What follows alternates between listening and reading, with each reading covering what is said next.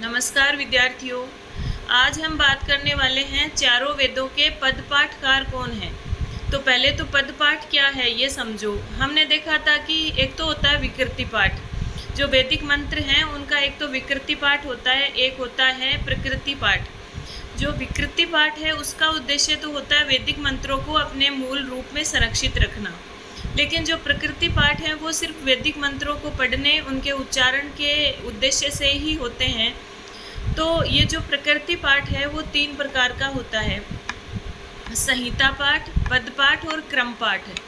तो जो संहिता पाठ है ना, वो तो क्या, संहिता पाठ में जो मंत्र अपने मूल रूप में विद्यमान रहता है, जैसा है वैसा का वैसा उसका पठन किया जाता है, वैसा का वैसा उच्चारण किया जाता है।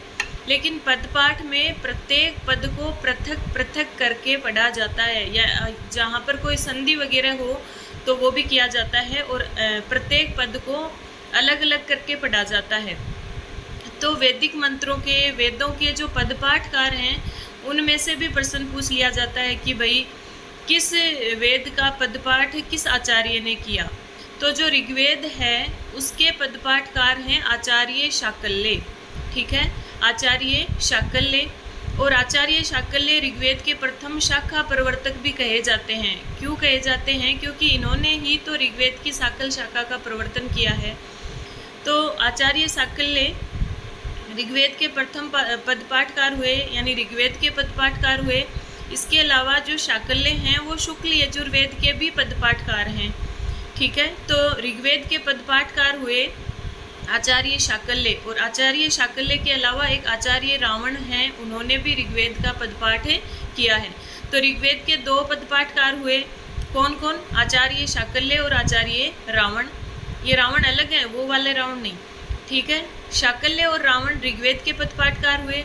शुक्ल यजुर्वेद के पदपाठकार भी कौन हुए? आचार्य शाकल्य। इसके बाद बारी आती है कृष्ण यजुर्वेद की।